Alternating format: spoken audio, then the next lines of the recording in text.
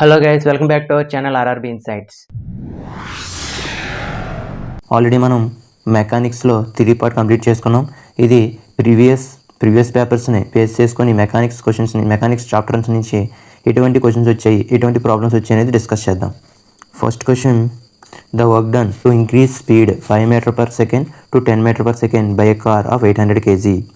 ఒక కార్ దాని యొక్క స్పీడ్ని 5 మీటర్ పర్ సెకండ్ నుంచి 10 మీటర్ పర్ సెకండ్కి ఇంక్రీజ్ చేస్తే ఎంత వర్క్ డన్ జరిగింది అనేది క్వశ్చన్. ఇది చూడండి, ఇప్పుడు work done equal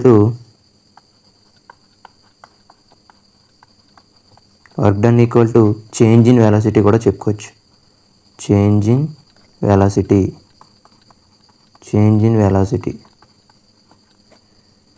so change in velocity అంటే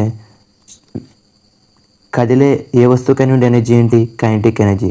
సో కైనెటిక్ ఎనర్జీలో velocity changes it means half mv². దీన్ని చేంజింగ్గా మార్చడం కాబట్టి v2² minus v1². Half v2² minus v1². Half into mass already ఇచ్చాడు 800 kg. అలానే v2² అంటే ఇక్కడ 10 meter per second v2, 5 meter per second v1. So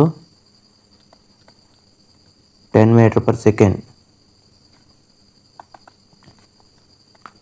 10² minus 5². Half into 800, 100 minus 25. ఏమవుతుంది ఇక్కడ? హాఫ్ని ఇక 2తో క్యాన్సిల్ చేసేయండి. సో 400 ఉంటుంది. So 400 into 75 it means 30,000. ఎనర్జీని దేనిలో కొలుస్తాం? జౌల్స్లో కొలుస్తాం.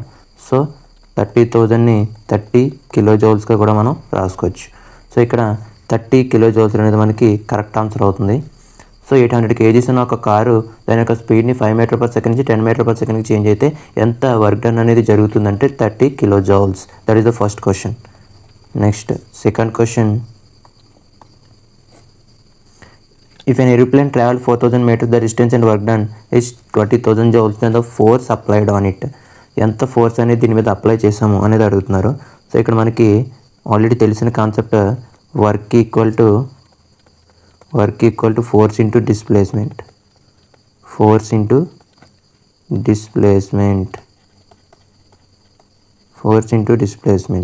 సో మనకి కావాల్సింది ఏంటి? ఫోర్సే కావాలి.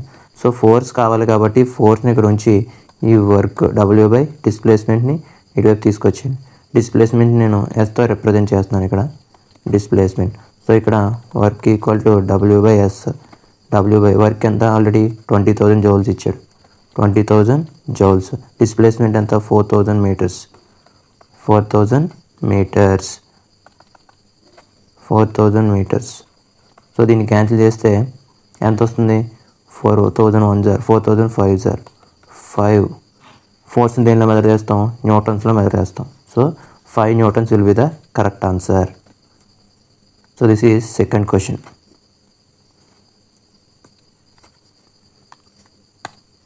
Next third question, when an object move 1 meter distance by 1 Newton force on the direction, the force then work done will be 1 meter distance 1 Newton ఫోర్స్తో ముందుకు apply చేసినట్టయితే ఎంత work done జరిగింది అనేది ఇక్కడ క్వశ్చన్. ఇక్కడ కూడా చూడండి, same concept. Work equal to FS cos theta. S అంటే displacement, FS cos theta. So ఇక్కడ ఎఫ్ఎస్ కాస్ డిస్ప్లేస్మెంట్ ఫోర్స్ ఏ డైరెక్షన్లో ఉన్నాయి? సేమ్ డైరెక్షన్లో ఉన్నాయి. డిస్ప్లేస్మెంట్ ఫోర్స్ సేమ్ డైరెక్షన్లో ఉంటే డిస్ప్లేస్మెంట్ ఫోర్స్ సేమ్ డైరెక్షన్లో ఉంటే థీటా ఎంత అవుతుంది? సేమ్ డైరెక్షన్లో ఉంటే థీటా 0 degrees అవుతుంది. So FS cos 0. Cos 0 value ఎంత? Cos 0 value 1. సో హియర్ మనకి W equal to FS. F equal to 1 newton, S equal to 1 meter. So work done ఎంత? 1 joule. So that is the option D, fourth option. 1 joule work అనేది ఇక్కడ జరిగింది. Next fourth question, work done by a man standing on a platform holding 10 kg suitcase is అంటే ఒక మనిషి 10 kg suit case బరువుని పట్టుకొని ఉన్నాడు, ప్లాట్ఫామ్ మీద పట్టుకొని ఉంటే వర్క్ డన్ ఎంత అనేది చూడాలి. సేమ్ ఇక్కడ కూడా work done equal to FS. ఇక్కడ డిస్ప్లేస్మెంట్ ఉందా, డిస్ప్లేస్మెంట్ అనేది 0. డిస్ప్లేస్మెంట్ 0 అయినా వర్క్ అనేది 0, డిస్ప్లేస్మెంట్ 0 అయినా వర్క్ అనేది 0, ఫోర్స్ 0 అయితే వర్క్ అనేది 0. ఈ కండిషన్స్ మనం ఆల్రెడీ థియరీ పార్ట్లో నేర్చుకున్నాం. సో టోటల్ వర్క్ ఏమవుతుంది, total work will be 0 joules. So option B is the correct answer. Next question, 5th question. If the work done is 0, the angle between force and displacement. Work done 0 అయితే force displacement మధ్య angle ఎంత అని అడిగారు. For example work done 0 అయ్యే సందర్భాలు ఏమున్నాయి మనకి, already మనం థియరీ పార్ట్లో నేర్చుకున్నాం. ఫోర్స్ 0 అయితే వర్క్ డన్ 0, అలానే డిస్ప్లేస్మెంట్ 0 అయితే వర్క్ డన్ 0. టీటా అనేది ఫోర్స్కి డిస్ప్లేస్మెంట్కి టీటా అనేది 90 degrees అయితే కాస్ 90 0 కాబట్టి వర్క్ అనేది కూడా 0. సో ఈ 3 కండిషన్స్ అప్లై అవుతాయి. సో వర్క్ అనేది ఎప్పుడు 0 అవుతుంది, ఫోర్స్ 0 అయినా డిస్ప్లేస్మెంట్ 0 అయినా, ఫోర్స్కి డిస్ప్లేస్మెంట్ మధ్య యాంగిల్ 0 అయినా. సో ఇక్కడ 0 అయిన సందర్భంలో ఇక్కడ ఏంటి, 0 ఎప్పుడు అవుతుంది, 90 degrees ఉన్నప్పుడు. So option B is the correct answer. Next 6th question. 20 Newton force is acting on your body moves 4 meters in the direction of applied force, then work done. ఇక్కడ కూడా సేమ్ మనకి వర్క్ మీద చాలా questions ఇవ్వడం జరిగింది, డెఫినెట్గా దీని మీద కాన్సన్ట్రేట్ చేయాలి. చూడండి ఇక్కడ work done equal to FS cos theta, so FS cos theta దగ్గర చూడండి ఫోర్స్ ఎంత 20 Newtons ఇచ్చాడు, డిస్ప్లేస్మెంట్ ఎంత 4 meters ఇచ్చాడు. అలానే కాస్ టీటా ఎంత, డైరెక్షన్ ఆఫ్ అప్లైడ్ ఫోర్స్ అంటే సేమ్ డైరెక్షన్లో ఉన్నాయని. సో కాస్ 0 సేమ్ డైరెక్షన్లో ఉన్నాయి, కాస్ 0 అంత మనకి cos 0 degrees, 20 into 4 into cos 0 1. So 80, work equal to 80 joules. Option D is the correct answer. Next 7th question. చూడండి, which of the following work done does not depend. అంటే work done అది దేనిపై depend అయ్యి లేదు అని అడుగుతున్నారు. దేనిపై depend అయ్యి లేదంటే సింపుల్గా మనం ఈక్వేషన్ తెలుసుకుని సరిపోతుంది. Work done equal to force into displacement, force into displacement రాయొచ్చు. అలానే ఎఫ్ఎస్ కాస్ టీటాగా రాయొచ్చు, F dot yes cos theta కూడా రాయొచ్చు. సో ఇక్కడ వర్క్ అనేది దేని మీద ఆధారపడుతుంది, దేనిపై ఆధారపడుతుంది మనకి, ఫోర్స్, డిస్ప్లేస్మెంట్, కాస్ టీటా ఈ మూడింటిపైన ఆధారపడుతుంది. మాస్ దానిపై ఆధారపడలేదు. ఇక్కడికి ఏంటి క్వశ్చన్, డస్ నాట్ డిపెండ్, దేనిపై డిపెండ్ అయి ఉండట్లేదు, మాస్పై డిపెండ్ అయ్యి లేదు. So option B is the correct one. యాంగిల్పై డిపెండ్ అవుతుంది, ఫోర్స్పై డిపెండ్ అవుతుంది, డిస్ప్లేస్మెంట్పై డిపెండ్ అవుతుంది వర్క్ అనేది, మాస్ పైన డిపెండ్ అయ్యి లేదు. 8th question. If displacement is horizontal to the applied force, then work done is. Force అనేది డిస్ప్లేస్మెంట్కి హారిజంటల్ డైరెక్షన్లో ఉంది. ఫోర్స్ అనేది డిస్ప్లేస్మెంట్కి హారిజంటల్ అంటే ఫోర్స్ డిస్ప్లేస్మెంట్ ఒకే మూమెంట్లో ఉన్నాయి. అప్పుడు టీటా ఏమవుతుంది, 0 degrees. టీటా 0 degrees అయితే వర్క్ ఏమవుతుంది, డబ్ల్యూ ఈక్వల్ టు ఎఫ్ఎస్గా చెప్తాం కదా, FS cos theta. So cos 0 degrees ఏమవుతుంది, cos 0 1. So FS, so work అనేది ఎలా ఉంటుంది అప్పుడు, పాజిటివ్లో ఉంటుంది. అదే టీటా ఈక్వల్ టు 180 degrees అయితే నెగిటివ్, అయితే నెగిటివ్లో ఉంటుంది. ఓకే, సో ఇది గుర్తుపెట్టుకోవాలి, ఖచ్చితంగా గుర్తుపెట్టుకోండి, పాజిటివ్. Next 9th question. ఏంటి 9th question? What is the amount of work done when an object moves under a force 10 newtons at a distance 10 meters in the direction force? Same direction, ఇది కూడా same కాన్సెప్టే, same డైరెక్షన్లో move అయిందని చెప్పారు. So ఇక్కడ మనకి formula ఏంటి, work equal to force into displacement, force ఎంత 10 newtons ఇచ్చాడు, డిస్ప్లేస్మెంట్ 10 meters ఇచ్చాడు. So newton meter. సో ఇక్కడ 100, వర్క్ని దేనిలో మెజర్ చేస్తాం, జౌల్స్లో మెజర్ చేస్తాం. Work equal to 100 joules. So option C is the correct one. Next 10th question. What is the formula of power? పవర్కి ఫార్ములా ఏంటి అని అడిగారు. పవర్ ఏంటి? బేసిక్గా సెటెన్ టైంలో ఎంత వర్క్ జరుగుతుంది అనేది చెప్తుంది. So total work done in a certain time.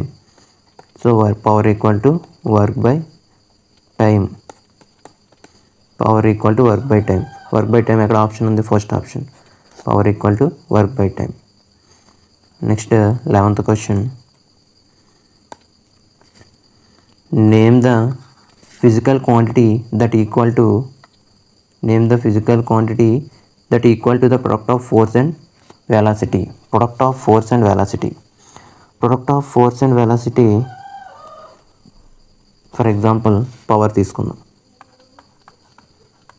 Power equal to work by time మనకు తెలిసిందే. Power equal to work by time అయితే వర్క్కి ఏం తీసుకుంటాం? ఆల్రెడీ మనకు వర్క్ ఫార్ములా తెలుసు, force into displacement by time. So ఇక్కడ నేను ఫోర్స్ని పక్కన పెట్టి డిస్ప్లేస్మెంట్ ఇంటూ టైం కింద రాయొచ్చు కదా. Displacement by time. సో మనకు ఆల్రెడీ తెలుసు డిస్ప్లేస్మెంట్ బై టైం అంటే దేనికి ఫార్ములా? అది డిస్ప్లేస్మెంట్ బై టైము వెలాసిటీకి formula. So displacement by time force into వెలాసిటీగా కింద రాయొచ్చు. దేన్ని? పవర్ని ఫోర్స్ ఇంటూ వెలాసిటీ కింద కూడా రాయొచ్చు. సో ఇక్కడ force into product of force and velocity అంటే పవర్ అని కూడా మనం మెన్షన్ చేయొచ్చు. గుర్తుపెట్టుకోండి, కన్వర్షన్స్ అనేవి important. Next 12th question. A person does 1000 joules of work in 2 seconds. What is the energy ఈ స్పెంట్? సో ఇక్కడ పవర్ అడిగాడు. వర్క్ అనేది 1000 joules అట. వర్క్ అనేది 1000 joules అయితే 2 secondsలో ఎంత వర్క్ జరిగింది అనేది, ఎంత పవర్ జనరేట్ అయింది అనేది question. So joule per second అంటే మనం ఆల్రెడీ చెప్పుకున్నాం, వాట్ కింద చెప్పుకుంటాం. పవర్ని వాట్లో కూడా మెజర్ చేస్తాం. సో 2 1 0 2 500. So 500 watts. ఇప్పుడు పవర్ ఎంత అవుతుంది? 500 watts. So 12th question option C will be the right answer. Next 13th question. 13th question.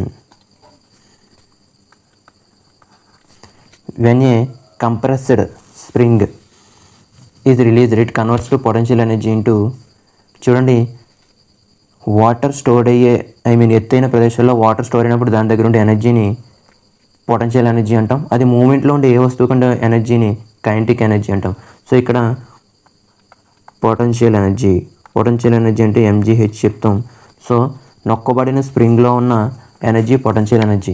అదే ఒక స్ప్రింగ్ అని వదిలేసినట్టయితే మూమెంట్లో ఉంటుంది. మూమెంట్లో ఉన్నప్పుడు ఎనర్జీ ఉంటుంది, అప్పుడు పొటెన్షియల్ ఎనర్జీ అనేది కైనెటిక్ ఎనర్జీగా చేంజ్ అవుతుంది. So option D is the right answer.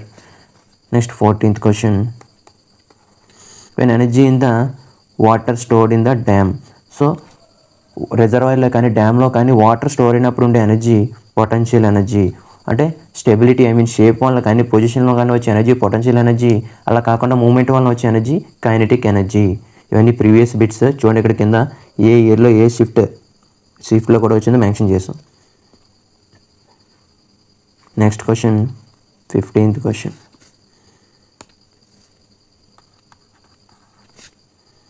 15th question. The relationship between which shown by second equation of motion. ఇక్కడ చూడండి, ఈక్వేషన్స్ ఆఫ్ మోషన్ని ఎవరు రిలీజ్ చేశారు? ఆ ఈక్వేషన్స్ని ఎవరు ప్రపోజ్ చేశారు? గెలీలియో ప్రపోజ్ చేశారు. సో గెలీలియో ప్రపోజ్ చేసిన ఈక్వేషన్స్కి ఒక్కొక్క ఈక్వేషన్కి ఒక్కో రిలేషన్ ఉంది. ఆ రిలేషన్ ఏంటనేది చూద్దాం. సో సెకండ్ ఈక్వేషన్ అడిగాడు. ఏంటో second equation? S equal to UT plus half AT square. S equal to UT plus half AT square. This is the second equation. Second equation దేనికి మధ్య రిలేషన్ తెలియజేస్తుంది? పొజిషన్కి అదేవిధంగా పొజిషన్కి టైంకి మధ్య రిలేషన్ తెలియజేస్తుంది. So position and time option B is the correct answer. First equation దేనికి మధ్య రిలేషన్ తెలియజేస్తుంది అంటే ఫస్ట్ ఈక్వేషన్ ఏంటి? V equal to U plus AT. So V equal to U plus AT అంటే వెలాసిటీకి అదేవిధంగా టైంకి మధ్య రిలేషన్ తెలియజేసే ఈక్వేషన్ వెలాసిటీకి టైంకి first equation. So third equation దేనికి ట్రై చేస్తుంది? థర్డ్ ఈక్వేషన్ అంటే V² - U² equal to 2AS. V² - U² equal to 2AS. అన్నీ గుర్తుపెట్టుకోవాలి, ఖచ్చితంగా గుర్తుపెట్టుకోండి. సో ఈ ఈక్వేషన్ దేనికి మధ్య? పొజిషన్, అలానే వెలాసిటీకి పొజిషన్కి మధ్య రిలేషన్ తెలియజేస్తుంది. వెలాసిటీ పొజిషన్ ఈ రెండింటికి మధ్య రిలేషన్ తెలియజేసేది థర్డ్ ఈక్వేషన్. అన్నీ గుర్తుపెట్టుకోవాలి. v square minus u square equal to 2as. Next question is 16th question. 17. In rectilinear motion the objects move along. rectilinear motion అంటే ఏంటి? ఏదైనా ఒక ఆబ్జెక్ట్ స్ట్రైట్ లైన్గా ట్రావెల్ చేస్తే దాన్ని రెక్టిలీనియర్ మోషన్ అంటాం. ఒక ఆబ్జెక్ట్ స్ట్రైట్ లైన్లో ట్రావెల్ చేయాలి. సో ఆబ్జెక్ట్ ఎలా మూవ్ అవుతుంది? రెక్టిలీనియర్ మోషన్లో స్ట్రైట్ లైన్గా మూవ్ అవుతుంది. సో రెక్టిలీనియర్ మోషన్లో ట్రావెల్ చేసే ఆబ్జెక్ట్ ఎలా ఉంటుందని అడిగారు. ఎలా ట్రావెల్ చేస్తుంది? స్ట్రైట్ లైన్లో ట్రావెల్ చేస్తుంది. RRB JE stage 2 already previous questions ఇవన్నీ. When acceleration is negative the velocity of a body.